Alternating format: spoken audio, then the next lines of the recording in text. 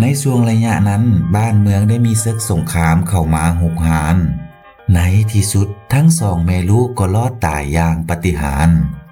นางจึงเดินตามเลียบแคมฝั่งแม่น้ำคองขึ้นไปติดๆให้พาท้องปาดออกเอาลูกชายของกูไว้แต่ตอนที่พวกเขาเดินทางมาฮอดบ้านหนึ่งชาวบ้านแถวนั้นเห็นก็อาสาพากันมาแทกมาวาเฮ็ดให้ลูกปืนของฝ่ายกงกันข้ามยิงบ่ออกซองวิสัย97เป็นซ่องเล่าเรื่องเล่านิทานนิยายเสียงภูมิใจเสนอตำนานนางสามผิวแห่งเมืองธงมีใสแขวงไสยบุรี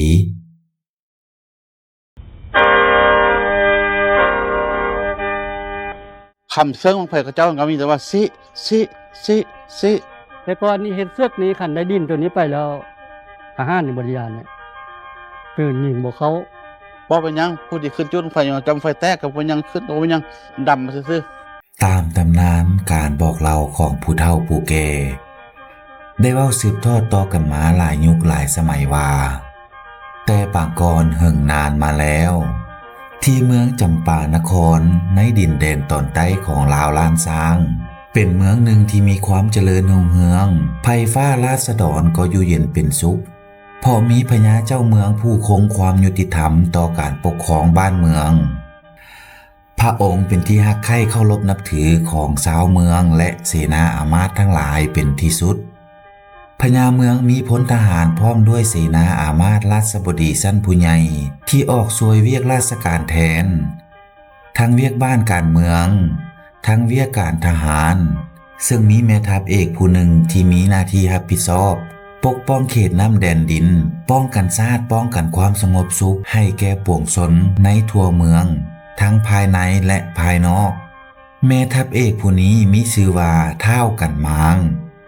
ลาวมีเมียชื่อนางจันทีซึ่งกำลังถือพาอยู่3 เดือนในช่วงระยะนั้นบ้านเมืองได้มีศึกสงครามเข้ามาหุกหาน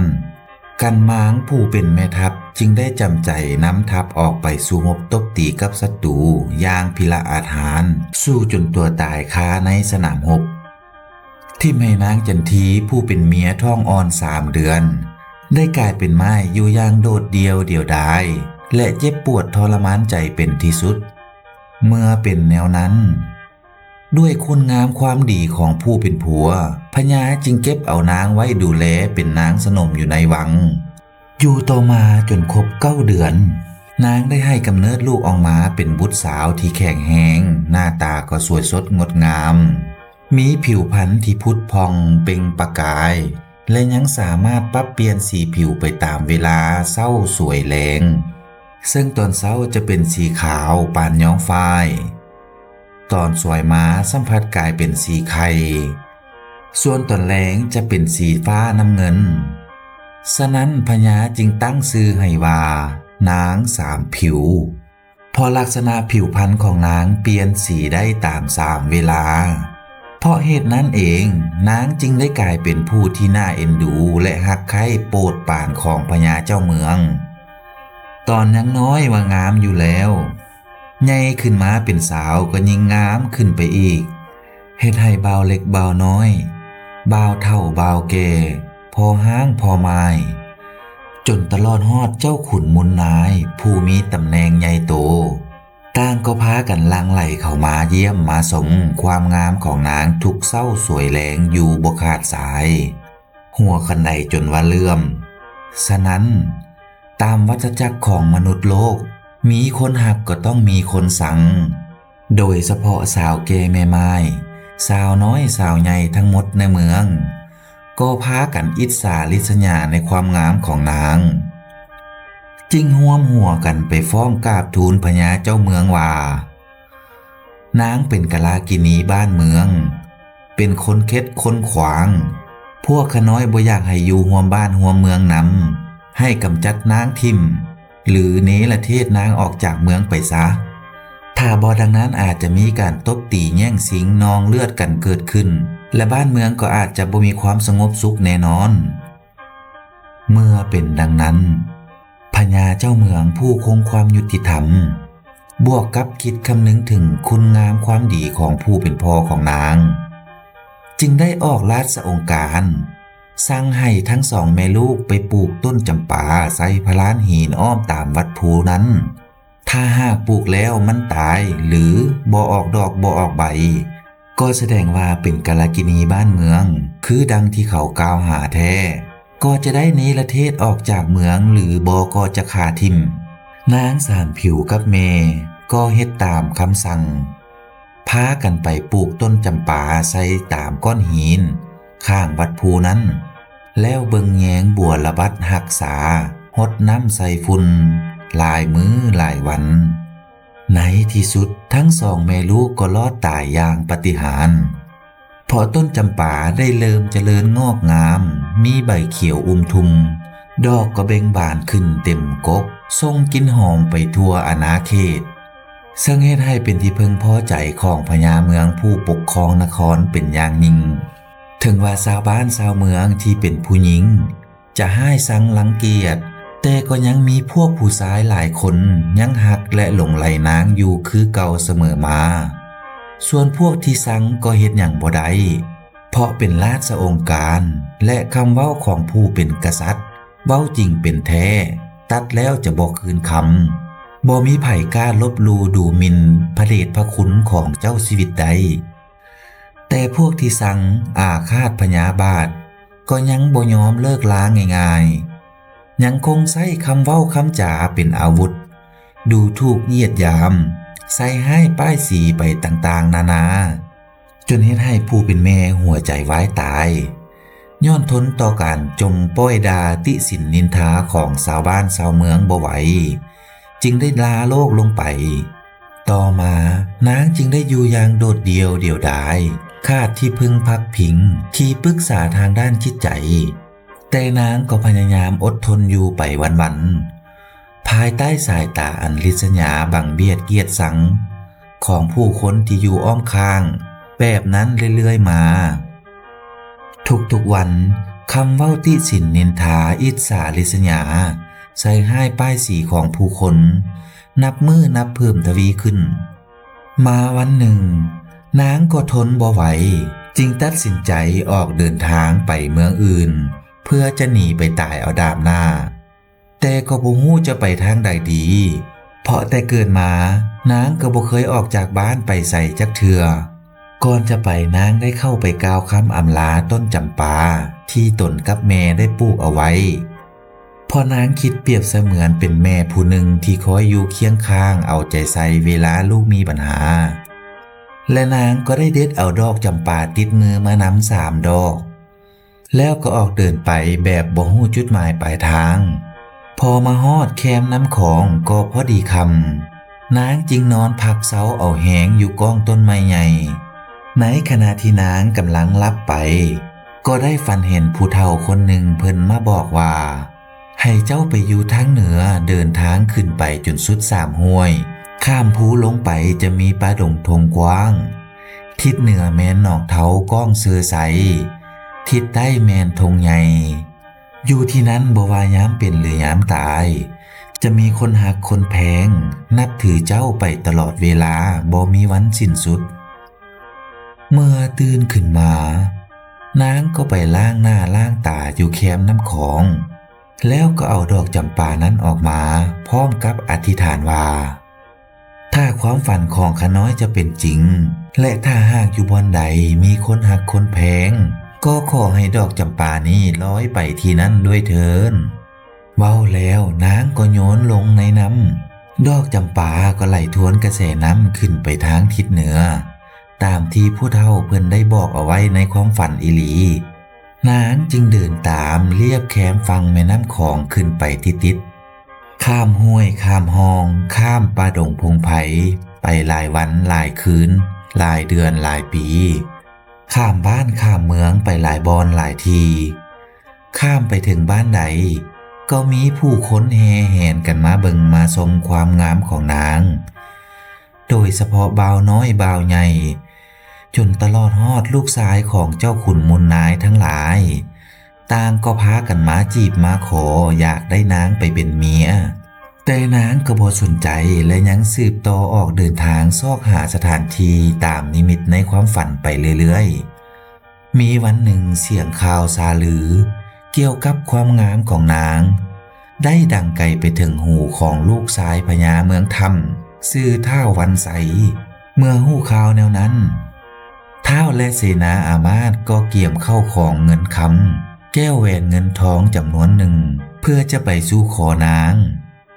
พอไปฮอดนางก็ได้ออกจากบ้านนั้นไปแล้วจึงได้ตามหลังไปส่วนนางสามผิวก็เดินทางตามดอกจำปานั้นไปติดๆจนมาฮอดจุดหนึ่งดอกจำปาก็จมหายลงไปในกระแสน้ำเฮ็ดให้นางบ่ฮู้จะไปต่อทางใดดีได้แต่นางห้องให้โศกเศร้าอยู่คนเดียวในตอนนั้นเอง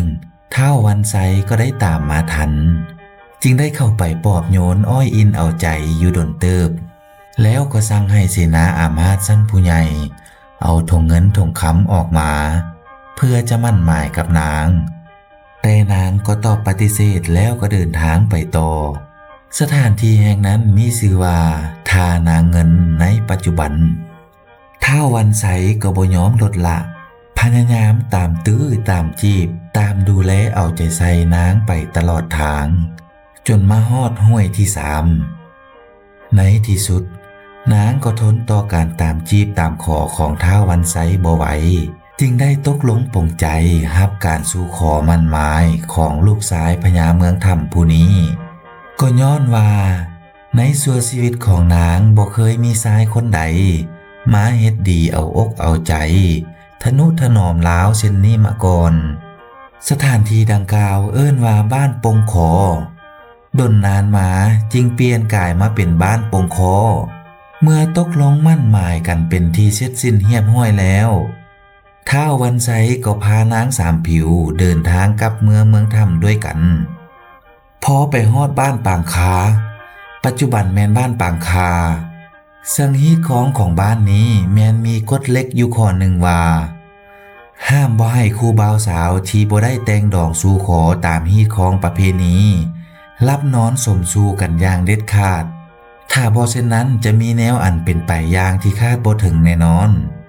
แต่ถ้าหากอยากนอนนำกันให้ฆ่าควายตัวหนึ่งเพื่อบูชาบอกกล่าวผีบ้านผีเมืองเสียก่อนจึงสามารถอยู่นำกันแบบผัวเมียได้ย้อนความประมาทบ่เชื่อฟังคำตักเตือนของชาวบ้านทั้งสองก็ลักลับนอนสมสู่กันสุดท้ายเหตุการณ์ที่บ่คาดคิดก็เกิดขึ้น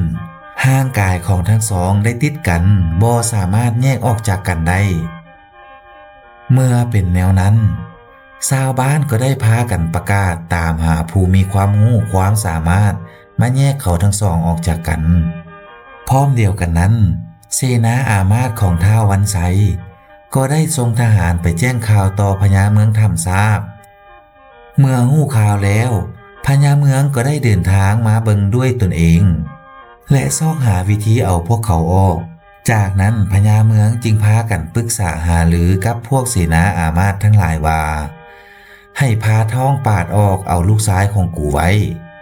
แล้วก็สั่งให้ค้นพาออกจากกันก่อนสิ้นใจนางสามผิวผู้อภัพก็ได้สั่งเสียเอาไว้ว่าให้เอาศพของตนไปฝังอยู่ดงใหญ่เหนือหนองเทาก้องซื้อใสทางทิศใต้เป็นทงกว้างหันเด้อแต่ผู้คนในแถวนั้นบ่ฮู้จักสถานที่ดังกล่าวเลยว่ามันอยู่ทางใดพญาจึงให้คนออกเป่าประกาศไปทั่วทุกหนแห่งจนข่าวลือไปฮอดหูของชาวเมืองหลงซึ่งทุกคนในเมืองนี้ฮู้จักดีว่าบอนที่นางกล่าวถึงแม่นอยู่ไสพวกเขาจึงมาหามเอาศพของนางไปฝังไว้ตามที่นางขอแต่ตอนที่พวกเขาเดินทางมาฮอดบ้านหนึ่งชาวบ้านแถวนั้นเห็นก็อาสาพากันมาแทกม้าวาเพื่อจะขุดขุมฝังให้แต่ชาวเมืองหลงก็บ่ยอมให้ฝังบ้านนั้นจึงได้เอิ้นชื่อว่าบ้านเมืองวาแล้วก็หามไปต่อฮอดบ้านหนึ่งจึงพักเสาเอาแหงเพื่อจะเกี่ยมขึ้นภูแล้วก็พากันนั่งลิ้นเบี้ยเจี้ยไผ่ลิ้นมากลิ้นโป่งจนบ้านนั้นได้ชื่อว่าบ้านเบี้ยการหามศพใช้เวลาหลายวันหลายคืนเฮ็ดให้มีกลิ่นเหม็นเน่าออกมา ผู้คนที่ห้ามไปทั้งหลายจึงทมน้ำลายขายขี้เธอจนกลายเป็นน้ำห้วย เอิ้นว่าห้วยน้ำลายจนถึงปัจจุบัน เมื่อหามมาถึงเมืองหลงบอนที่นางได้บอกเอาไว้ชาวเมืองหลงจึงพากันจัดพิธีฝังศพนางตามฮีตของประเพณีเป็นอย่างดี ตั้งแต่นั้นมาชีวิตของชาวเมืองหลงทุกคนต่างก็อยู่เย็นเป็นสุขตลอดมาไปค้าไปขายทางใดก็ซื้อได้ขายหมานเป็นหังเป็นมีกันทุกทั่วหน้าต่อมาเมืองหลงจึงได้กลายมาเป็นเมืองธงมีไสในปัจจุบันจนมาถึงปีค.ศ. 1984ได้มีศึกสงคราม3 หมู่บ้านความมหัศจรรย์ก็ได้บังเกิดขึ้นต่อสายตาของชาวเมืองธงมีไสเพราะว่ามีทหารกลุ่มหนึ่งในหมู่บ้านมาขอเอาดินที่อยู่หลุมฝังศพของนางสามผิวนั้นมาท้าตามตนตัวแล้วก็ออกไปตีต่อสู้กับศัตรูเฮ็ดให้ลูกปืนของฝ่ายกงกันข้ามยิงบ่ออกจึงเฮ็ดให้พวกเขาได้รับชัยชนะกลับมาและช่วงตอนสมัยสงครามได้มีลูกปืนใหญ่ของศัตรูยิงมาใส่คงเขตทาสนางสามผิวนั้นแต่ก็บ่มีลูกระเบิดหรือลูกปืนใหญ่ตกมาใส่เขตนั้นแม้แต่ลูกเดียวเลยทั้งที่มีลูกปืนใหญ่พร้อมลูกระเบิดถูกยิงมาพร้อมกันปานหาฝนแต่กลับบ่เข้ามาใกล้บอนทาสนั้นจักลูกเลยในความศักดิ์สิทธิ์งึดง้อมหัศจรรย์นั้นชาวบ้านจึงเคารพนับถือและพากันเข้ามากราบไหว้บูชาขอพรแล้วสร้างธาตุกวมเอาคุมฝังศพของนางสามผิวเอาไว้จากนั้นเป็นต้นมาในทุกๆปีหลังจากบุญปีใหม่สิ้นสุดลงไปได้7 วันชาวเมืองธงมีไสก็จะพากันมาจัดงานบุญจูดบังไฟเพื่อแก้บะแก้บนหรือถวายแก่ทาสนางสามผิวและได้เฮ็ดเป็นฮีตของประเพณีของชาวเมืองธงมีไสสืบทอดต่อกันมาจนถึงทุกวันนี้เรื่องราวอันมหัศจรรย์ที่ได้เกิดขึ้นแก่ชาวเมืองธงมีไสก็ยังมีหลายเรื่องเล่าที่ยังบ่ทันได้เอามาเล่าสู่กันฟังถ้าหากท่านเป็นผู้หนึ่งที่เป็นลูกหลานของนางสามผิวก็จะฮู้ดีว่าความศักดิ์สิทธิ์ของเพิ่นมีจริงเป็นแท้ตามความเชื่อถือนั่นละซึ่งทาสนางสามผิวแม้นตั้งอยู่บ้านทาสเมืองธงมีไสแขวงไสยบุรีในปัจจุบันทาสนางสามผิวแห่งนี้ได้กลายเป็นสัญลักษณ์ของชาวเมืองธงมีไสและเป็นสถานที่กราบไหว้บูชาของชาวเมืองพอทุกคนที่ได้มาบะมาขอต่างก็เชื่อกันว่ามีความศักดิ์สิทธิ์เกิดเป็นจริงแท้ตามที่ขออีหลีขอสิ่งใดก็จะได้สิ่งนั้นตามความประสงค์ตั้งใจเอาไว้โดยเฉพาะแม้นการขอมีลูกมีเต้าขอให้มีทรัพย์สินบ้านเฮือนมีรถมีลางจนตลอดฮอดถึงการเดินทางไปมาค้าขายให้มีผลมีกำไรซื้อได้ขายมานและอื่นๆเป็นต้นการแก้บะแก้บนก็บ่ได้ยุ่งยากซับซ้อนประการใดโดยเพื่อนให้แก้ด้วยบั้งไฟ3 ดอกต่อคนต่อครั้งจุดถวายปีละครั้งจนถึง3 ปีจึงครบแล้วจึงสามารถขอเรื่องต่อไปได้เรื่องราวของนางสามผิวก็เป็นอีกตำนานหนึ่งที่ทุกคนให้ความสนใจและอยากเข้ามากราบไหว้ขอพรในทุกๆปีถ้าหากสิ่งที่เราเล่ามาผิดพลาดประการใดก็ขออภัยมาณที่นี้ด้วยแต่ถ้าหากท่านมักเรื่องเล่าดีๆแบบนี้ก็ขอฝากกดไลค์กดติดตามเพื่อเป็นกำลังใจให้ทีมงานของพวกเราเด้อ